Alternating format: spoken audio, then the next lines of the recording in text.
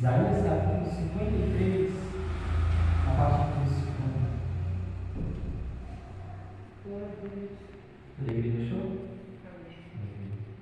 Isaías capítulo 53, apenas o versículo 1. O povo diz: quem poderia crer naquilo que acabamos de ouvir? Quem diria que o Senhor está agindo? Amém? Amém. Como nós acabamos de ver, eu sei que a igreja já ouviu inúmeras ministrações sobre a palavra do nosso Senhor, como nós acabamos de ver em Isaías, mas quando nós pegamos a palavra do nosso Deus, de Gênesis a Apocalipse, não importa quantas vezes você leia, não importa quantas vezes você volte, você sempre vai ouvir o nosso Senhor, a igreja, ele falando algo conosco. Como nós acabamos de ler no início desse texto, o povo, eles questionam quem crê, quem poderia crer naquilo que nós acabamos de ouvir. Quando nós pegamos esse texto e começamos a descer, eu não vou ler todo porque é um texto um pouco extenso, mas nós vemos o profeta nos deixando uma das profecias mais importantes para nós hoje. Uma profecia que, quando nós pegamos no início do Novo Testamento, nós vemos ela se cumprindo na vida da humanidade. Isaías, igreja, ele prega sobre a primeira vinda do nosso Senhor. Quando o nosso Senhor ele deixaria todo o seu estado de glória, de luz, de majestade, e vestiria o seu corpo como um homem, e como homem ele viria para sofrer por nós. Nós sabemos que o nosso Senhor ele viveu 33 anos de vida como homem aqui, sendo que desde o seu início, quando estava gestante no ventre de Maria, já inicia a perseguição contra a sua vida. Nós vemos o nosso Senhor crescendo, e com 12 anos já na sinagoga, ensinando a palavra dele, ensinando aquilo que ele estava ali vindo para fazer.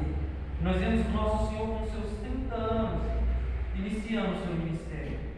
Nós vemos na pregação dos 4 evangelhos, os 3 anos que o nosso Senhor ele inicia o seu evangelho ministrando a sua palavra, levando para as pessoas as boas novas do seu reino, de que a partir daquele instante da sua vida que ele estava vindo ali entregar por nós, a humanidade que estava perdida, que não tinha mais uma solução, teria uma nova oportunidade. O nosso Senhor ele nos ensina no Novo Testamento que todo aquele que nele crê não pereceria, mas teria a vida eterna.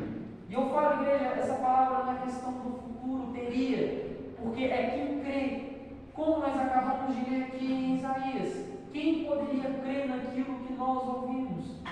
A igreja hoje, a igreja já conhece bastante essa palavra, já entende que Isaías ele estava falando sobre a primeira vinda do nosso Senhor, que nos seus 33 anos de vida, o nosso Senhor, ele carregaria as nossas enfermidades, ele carregaria os nossos pecados, o sofrimento que era para nós sermos ali sofrer.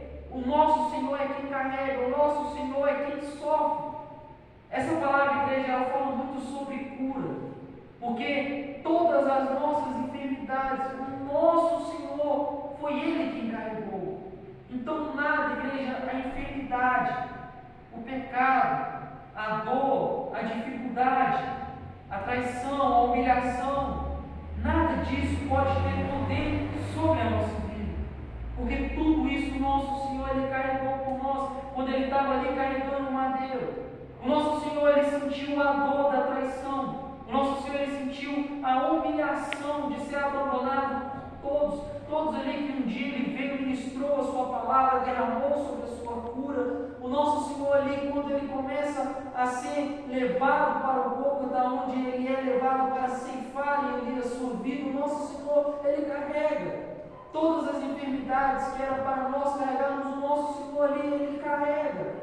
Toda a humilhação que era para nós sofremos, o nosso Senhor ali, ele sofre. E curioso que é um Deus inocente, um Deus que não tem pecado, um Deus que não merecia estar ali. Um Deus que não merecia sofrer por nós. Mas mesmo assim, esse Deus, ele por amor a nós, ele sofre. Ele por amor a nós, ele carrega o fardo pesado do nosso pecado. Curioso que ele nos chama para fazer uma troca, para nós entregarmos a ele o nosso fardo pesado, e ele nos dá o seu jugo que ele é.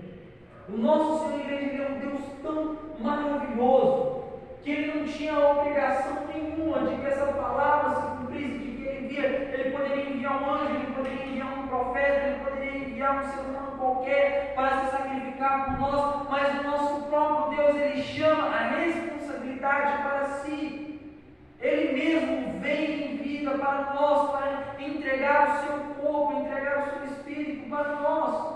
Ele mesmo vem derramar o seu próprio sangue por mim e por você. E hoje, quando nós vemos a humanidade, nós vemos o ser humano, aqueles que se dizem crer, aqueles que se dizem ouvir a palavra do Senhor e aceitar em sua vida, aqueles que se dizem servos do Senhor, colocando um obstáculo tão grande para servir a esse Deus, colocando uma barreira tão grande para afastar esse Deus de nós, e diz ainda que serve esse Senhor, diz ainda que conhece esse Senhor, diz ainda que aceita esse Senhor em sua vida. Nós vemos esse Deus fazendo um esforço tão grande para salvar a humanidade. Nós vemos esse Deus fazendo um esforço tão grande para salvar o seu povo, deixando todo o seu estado de glória, igreja, porque não sei se você sabe, mas o nosso pecado, ele tem um mau cheiro. Nós vemos isso no Antigo Testamento, quando o nosso Senhor, ele olha para Sodoma e Gomorra e vê que o pecado estava tão grande, que o mau cheiro chega na vida do nosso Senhor lá nos céus, e o nosso Senhor, ele destrói aquela cidade. Agora imagine esse Senhor, ele descendo como um homem e tendo que conviver com o mau cheiro do nosso pecado. Imagine esse Senhor, ele vindo. Isaías, antes de sua vinda, ele já anunciava que esse dia ia chegar. E esse Senhor, quando ele vem, ele já vem ciente de que todo aquele povo que ele vem para salvar, ele ia trair. De que todo aquele povo que ele iria derramar de cura, que ele ia derramar de libertação, que ele ia multiplicar o pão, que ele ia multiplicar o peixe, que ele ia anunciar ali uma palavra de libertação, de cura, iria virar as costas para ele. Esse Deus estava ciente de que até mesmo aqueles que ele já não chamava mais de servo, mas chamava de amigo, no seu pior momento, em que ele estava ali no jardim do Getsemane, que ele estava no monte ali, que ele começa a orar ao Senhor, que ele sente o peso da solidão, que ele olha para os céus e ele fala: olha, Pai, se possível for, afaste de mim esse cálice.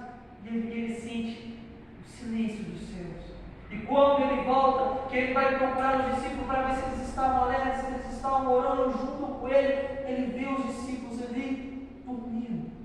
E quando esse Deus ele desce ali no jardim, que ele vê os soldados vindo, que ele vê Judas, aquele que ele também dizia que já não era mais servo, mas amigo, que ele viu traindo nosso Senhor, ele sente a dor ali da traição. Ele sente ali a dor da solidão, porque ele estava ciente de que ele teria que carregar aquele madeiro só, que ele teria ali aquele momento de tortura só, que dos céus não enviaria socorro, que da terra a humanidade nem estenderia as mãos para tirar daquele lugar.